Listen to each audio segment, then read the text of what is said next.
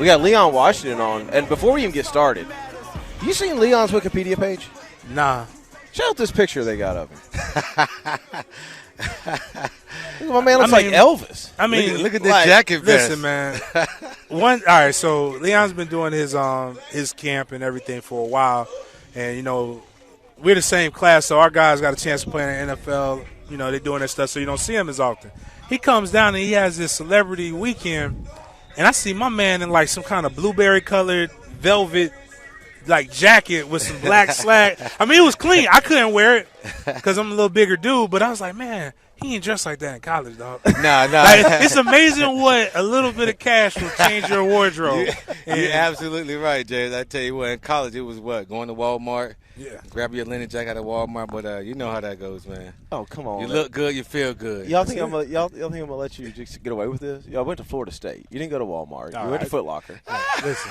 All right. We might have got some shoes.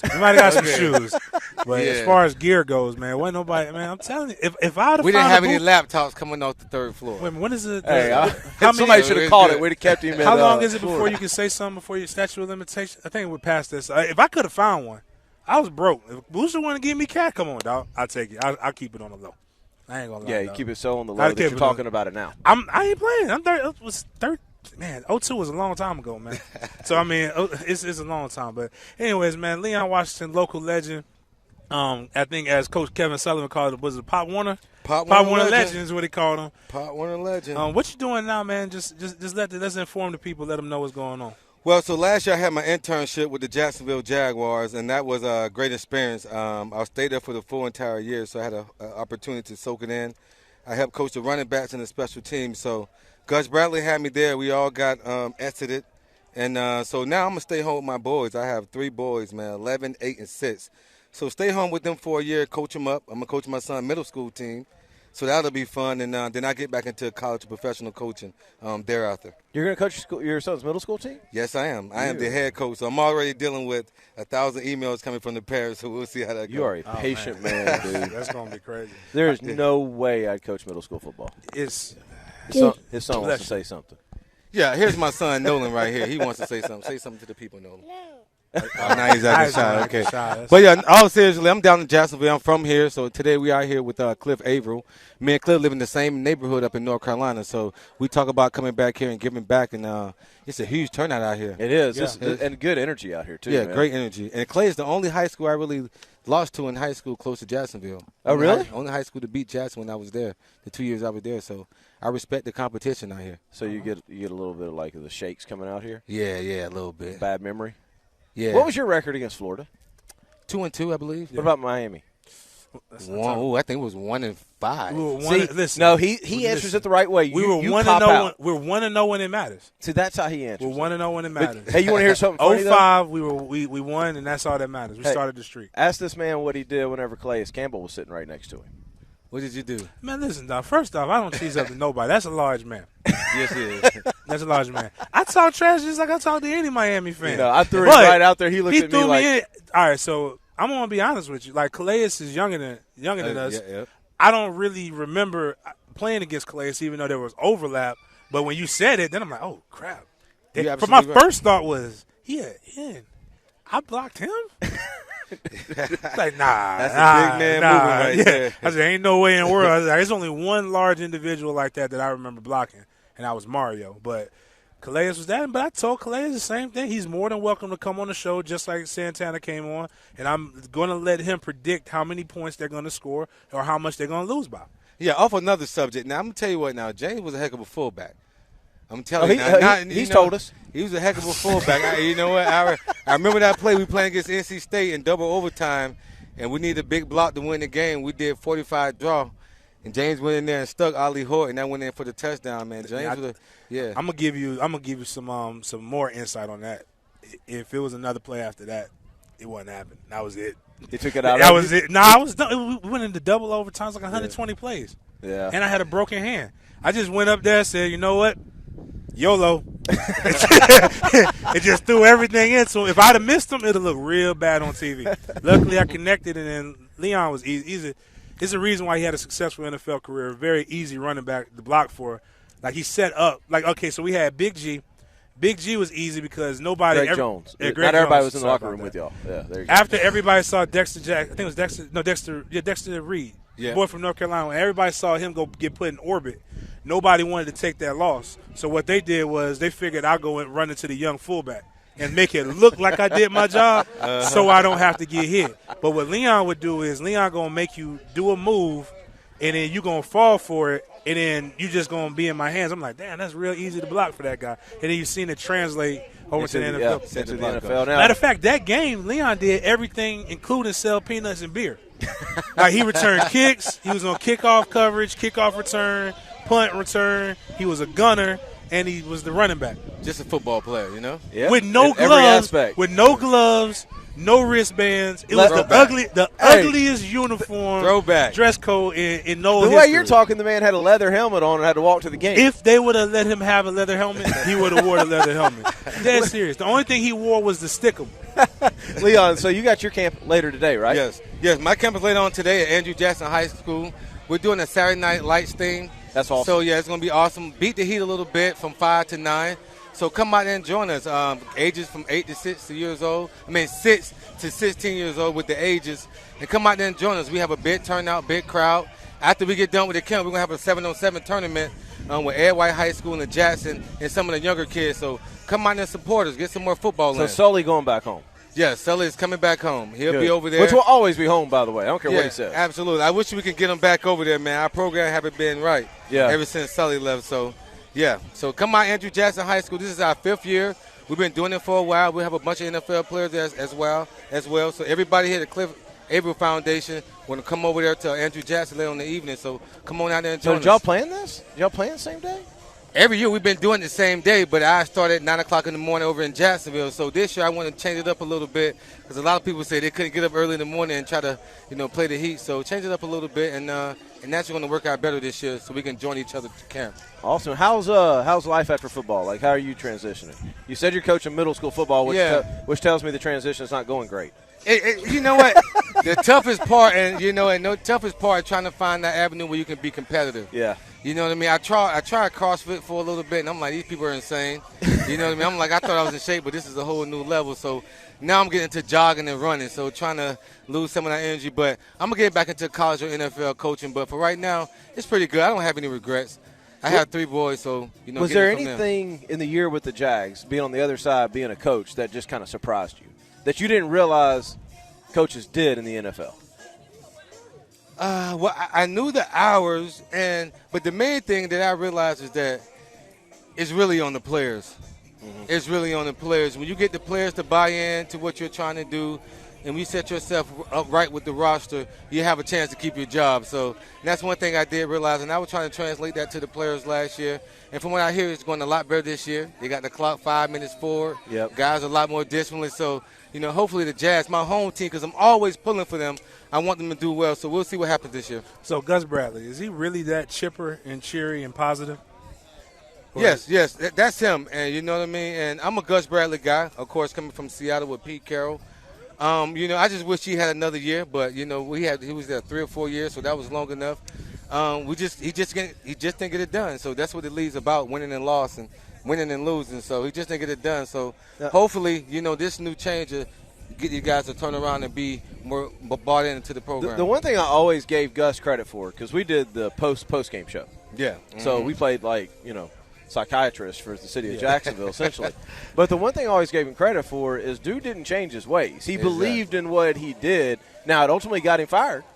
Yeah. You can say that.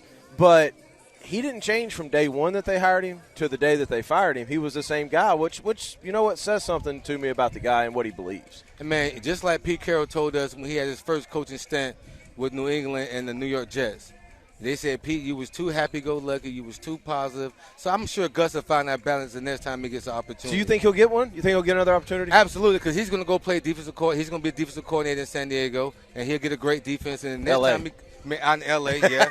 I'm sorry. I still haven't got used to it yet. But, and he'll come back around next time and be better. So you firmly believe that Gus will be one of those guys that he'll get another chance and you'll look back and you'll go, okay, he just needed that first chance to learn some lessons. Absolutely, because all he needs to do is go out there and get a top 5 defense again. That's it? Just get the top 5 defense again. Which Leon says that like, oh, that's all he's got to do. Well, I mean, he was a good coordinator. So, I mean, he was a great coordinator. was a bad head coach. What's the difference, though? What's the difference in the NFL? Like, why could he not be a great coordinator, come in and translate that into a whole organization? I think for one, and, this is my opinion and my observation, I think, one, I really believe that Gus didn't get his guys as the coaches. Okay. I believe he, certain parts of the staff were his guys, but I think a lot of the guys wasn't his guys. And it's for an offensive coordinator or a coach coming to that situation, you have to get your guys to coach for you. And I think, next time he come around, he'll have a better rapport with more coaches across the league, and he'll get more of his guys. What the hell is a Otto and a Leo and Grotto and all that other stuff? Yeah. Okay. All it is. I've heard a lot of explanations. I still don't know. All it is Sam linebacker walking up on the line of scrimmage. Why can't they just call it Sam linebacker? I don't know why. All it is the underfront with the Sam linebacker on the line of scrimmage. Oh, that just cleared up so much stuff. Why didn't you tell us that last year when you I'm were sitting on? here like people are like, I mean, I've heard us guys on the radio station try to explain this to me, and I knew it was trouble when I was walking around and like, James, I need you to make my white kid faster. I'm like, why do you need me this cool? He's 5. It's too young to be worried about that. Yeah, well, we're gonna run. We're gonna have the Otto, or we're gonna have that Leo. the Leo in our offense. I'm like, our defense. Yeah. I'm like, your kid is in Pop Warner. I don't know what that is, so I know you don't know what that is. It's just exactly. All it is Sam walking up on the line of scrimmage, and he has to be a guy to be able to run to cover the flat or run with the tight end up the middle every now and then. All right, so now that we're talking about this, we got a Seminole legend in here. What are your thoughts on the direction of the program right now, and then just the success translating to the NFL? Yeah, I want to hear what another Noah has to say. About okay, I'll be back. You know what? I think I know we're in good hands. I think that Jimbo Fisher has been building the right way. First off, with recruiting and getting guys to buy into what we're doing, and the main thing, he's been getting top flight quarterbacks coming in. He's been developing those guys. That's the main thing. Get the quarterback and come in developing. And along with that, he's created a program and an aura around our school that, hey, you want to come to Florida State. I think in the last, 4 or 5 years, we got the most guys drafted. Outside of Ohio State and Alabama, they're right close to each other. And the main thing is developing that quarterback. In college football, how the game is being played, you got to get that quarterback in and develop him and get him to stay there at least for 3 or 4 years. You know what? As a Florida fan, I will say this. It's going to be hard for Florida to recruit against Florida State at that position because of that. Because Jimbo has consistently – I mean, look, when you're throwing out E.J. Manuel, he's going first round. Christian Ponder at first round. I mean, look, I don't care what you want to say about those guys. Those guys got paid. Paid. They got paid and they got developed in college. McElwain, I thought he was the offensive guru, right? His dog can play quarterback, he said. That's like what he him. said. He said, my dog can play quarterback he's for me. doing a great job. He was I just, just by watching him, especially going back to Trayon Harris, you got to change your offense for the quarterback. You can't make Trayon drop back there and try to throw the ball. No, what you got to do is make Trayon change positions. Yeah, he was a safety for us. Yeah, He was a high-rated safety that we were going to bring in. He probably would have made it to the NFL, but he decided that worst trade in the history. Coach Teeth decided that he wanted to have him play quarterback, and he lied to him. So y'all got Dalco that day, and we got Trayon. Because wasn't that the flip? Yeah, that was the flip. That was the flip. Dalco. Now you guys y'all always find some defensive players though. Y'all can find some. Well, and as a Florida fan, that's what I'm worried about because now we're past Muschamp's classes. Yeah. I mean, if you look at all the productive defensive players we've had outside of C.C. Jefferson, they've all come from Muschamp's classes. So that's what worries me. But you're right. I mean, the quarterback position's got to get fixed. Never mind. I was having a good Saturday, and y'all got me talking about My thing is, when you look at the tradition of University of Florida, from Steve Spurrier on, it was always fun and gun. Throwing the ball 45 times, spreading the ball around. Yeah. That's what the fans want to see. Yep. So when you see Steve Spurrier come out there at halftime doing the old the thing that he does, 1 bit, 2 bits. Yeah, all that right there. That's what they want. He said 1 bit, 2 bits. Yeah. He knew what it was, but he couldn't say it as a Florida State fan. He couldn't do it right. He goes home and secretly. Hey, we done won the last 5 games. He does the Gator Chomp at home. Come on, Leon. You ever done the Gator Chomp? You know what? Everybody know it. I grew up a Gator fan. Okay, all right. I grew up a Gator fan, but I'm a You ever done it? No. When we came down here, if you're gonna make okay, here's my deal with you. It was just like I knew 2 schools in the state of Florida. I mean, I did most of I grew up in Tallahassee, but my family's from New Jersey. I knew Miami and I knew FSU. Those are the only 2 Florida schools that I even entertain. Okay, here's my deal with you. You want me to do the whole black fraternities dance thing. Yeah, if we go to it, if we do our tailgate thing, I think that'd be amazing. Here's my deal It's with not you. going to happen. Now, here's my deal with you. What's that? I'll do that, but then you got to go to the Gator Club and lead the Gator Chomp. I will go to the Gator Club. I have told Tony Agolini I will speak to the Gator Club. No. I'm talking But fan mode. And if you're going to have me looking like a fool, will lead them in a school fight song or things like that, but it would not be it's got to be Florida enthusiastically. Gator. It would be very enthusiastic, but it won't be a Florida Gator one. It's either going to be Rocky Top, or it's going to be then deal's or off. it's going to be then deal's off. See, I asked something. You got me pulling ACLs doing this dance, and I asked you to do one little thing, and you back out. There's one school that I've told you that this is just a no. He always been like this, Leon? No go. I don't. James always spoke his mind. We needed him in our running back room. He's going to speak his mind. If it's something that he didn't like with Billy Give Sexton, us pre-dreads, James. Do you like James pre-dreads or post-dreads? I don't know, man. I have dreads. I like the beard, though. Yeah, beards. I don't know why I didn't do this my entire life. But the dreads are because I'm scarred. Like, I don't know if he I remember, like, we chose to shave our hair because there's no such thing as hazing. It was a program tradition builder. And we had freshman two-a-days. We were in there. Them boys came in. They were mad. And they got God rest the dead, Big Todd Williams got upset about something. And we had a guy, Thomas Clayton, who was a high-rated running back. We called him Jerry Curl because he put a lot of moisturizer in his hair. And they shaved our heads. And I remember I had a big afro, and they shaved like a little slither, like real thin, mohawk right down the middle. And I already got a big head, but it was so thin that it rocked to the side. Like you know how when you see a dolphin it's and like the things that capture. It's like Chris Porter. Chris Porter has a Gumby that's on purpose. My hair was just boom, just right there. It was high and it bent that way. One more so Coleman question for you: is there any truth to the rumor that there was a person on Florida State's team that had bigger head than he had? He says there was one, and they called me his son. Nah, man, I didn't even think about Swole having a big head. Nah, Trap. Oh, yeah, Travis Johnson. Yeah. Him and Trap right there. It's not me. It's documented in the Orange Bowl catalog in 2003-2004 season. Travis Johnson had the biggest head, or had the biggest helmet on the team. Yeah. And Travis is bald-headed, so I have faith that, well, he's also 6'3", so it's a little bit different. You can't really see how big his head is if you stick it, because it's only really tall people can stand on top of him. But nah. Well, Leon, good on you, man. Just coming back to Jacksonville and just Thanks getting for this having done me, man. every year. What happened to casino night? We had to change away from a little bit. We didn't get too much work. Yeah, too much work. We didn't get the turnout that we really wanted to, so we changed it around a little bit. But we're still making it happen, though. Yeah, of course. Still making it happen. So tonight or today, what is it? 5? 5 to 9. 5 to 9. So come beat the heat. Cooling station out there, plenty of water. Come hydrate. Andrew DJ Jackson. Dr. Doom. Andrew Jackson High School. Come out there and support our youth. We have over 350 kids signed up. Wow. Nice. Wow. So it's going to be awesome. Damn, that's going to be a logistical nightmare trying to warm up 350 kids. Oh, you got to do that? Yeah, it's going to be. You and I both know what you're going to do.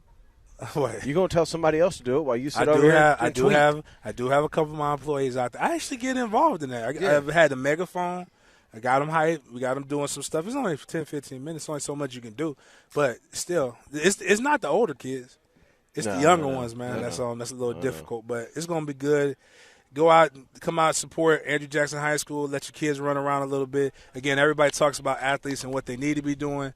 What you need to do as the fan and as the community is support the guys who are setting a great example. Absolutely. Give your kids the opportunity. I mean, NFL players coming out there, sharing some of the knowledge that we learned about playing football and some of the grit and all that good stuff. So come out there, give them an opportunity. I like it. All right, thanks, guys. Thanks for having me, man. No, Leon, I appreciate it, man. As always, you're welcome anytime, bro. Thank you, man. Thank you. All right, appreciate it, guys. We'll be right back. Don't go anywhere.